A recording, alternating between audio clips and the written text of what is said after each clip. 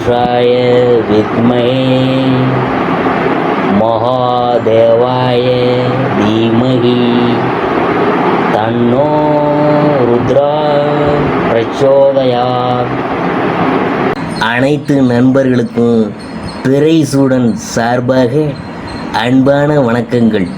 இந்த வீடியோ பிடித்திருந்தால் லைக் பண்ணுங்கள், ஷேர் பண்ணுங்கள், கமெண்ட் பண்ணுங்கள், மறக்காமல் சப்ஸ்கிரைப் பண்ணுங்கள். வாங்க வீடியோ பார்ப்போம். வைகாசி விசாகம் என்கிறது முருகப்பெருமானின் பிறந்த நாள். வைகாசி மாதத்தில் விசாக நட்சத்திரம் பௌர்ணமியுடன் இணைந்து வரும் நாளையே வைகாசி விசாகமாக கொண்டாடுகிறோம். இந்த ஆண்டு ஜூன் 9ஆம் தேதி திங்கட்கிழமை இந்த விழா வருதுங்க.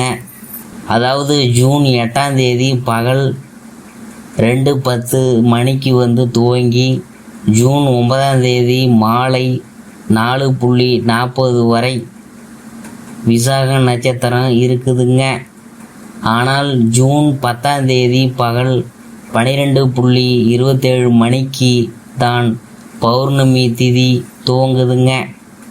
ஆனால் வைகாசி விசாகம் முருகப்பெருமான் அவதரித்த விசாக நட்சத்திரத்தை அடிப்படையாக கொண்டு கொண்டாடப்படும் திருவிழா என்கிறதுனால விசாக நட்சத்திரம் வரும் ஜூன் 9ஆம் தேதியே வைகாசி விசாக நாளாக எடுத்துக்கொண்டு விரதம் கடைபிடிக்க வேணும்.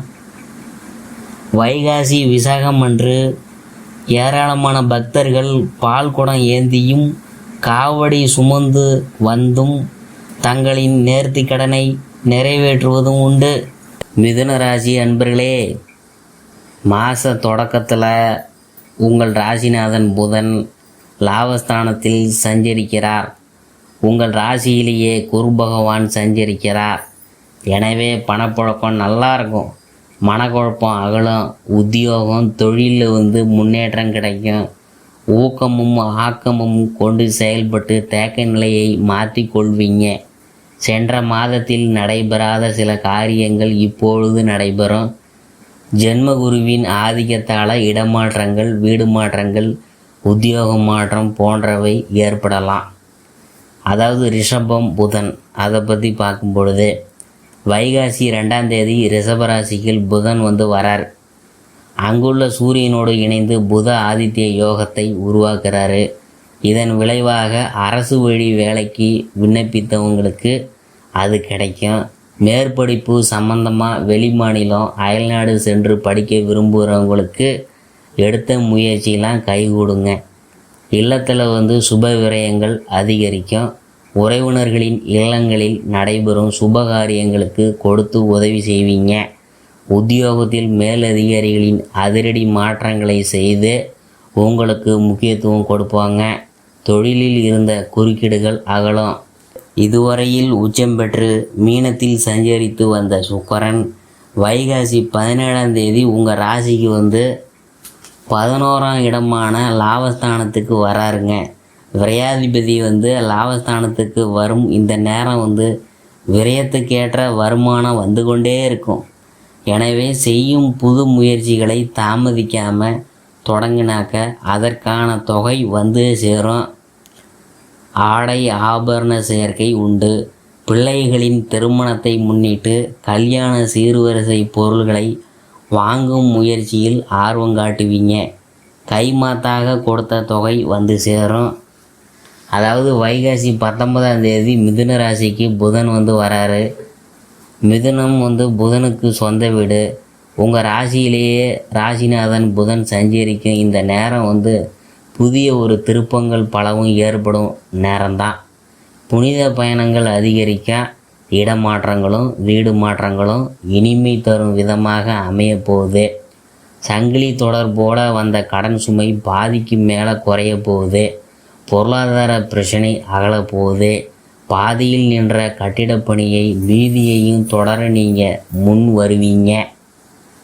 இதுவரையில் நீச்சம் பெற்று வந்த கடகத்தில் சஞ்சரித்த செவ்வாய் வைகாசி 25ஆம் தேதி சிம்மராசிக்கு போயிட்டு சஞ்சரிக்கிறாரு. அங்கிருந்து சப்தம பார்வையாக சனி ராகு ஆகிய 2 கிரகங்களையும் பார்க்குறாருங்க. இதன் விளைவாக உடன்பிறப்புகளால் சில பிரச்சனைகள் உருவாகும். பூர்வீக சொத்துக்களை பிரித்து கொள்றதில் தாமதம் ஏற்படும். ஆரோக்கியத்தில் மிகுந்த கவனம் தேவை. அதிகார வர்க்கத்தில் உள்ளவங்களுக்கு திடீரென பொறுப்புகள்லாம் மாற்றப்படலாம். இது போன்ற நேரங்களில் அனுபவஸ்தர்களின் ஆலோசனையை கை கொடுக்கும். பொது வாழ்வில் உள்ளவங்களுக்கு புதிய மாற்றங்கள் ஏற்படும் நேரம் இது. வியாபாரம் தொழில் செய்கிறவங்களுக்கு வாடிக்கையாளர்களின் ஆதரவு திருப்தியை தரும். உத்தியோகத்தில் உள்ளவங்களுக்கு இலாக்கா மாற்றம் ஏற்படும். கலைஞர்களுக்கு சில வாய்ப்புகள்லாம் கை நழுவி போயிடும். மாணவ மாணவிகளுக்கு பெற்றோர்களின் ஆதரவு திருப்தியை தரும்.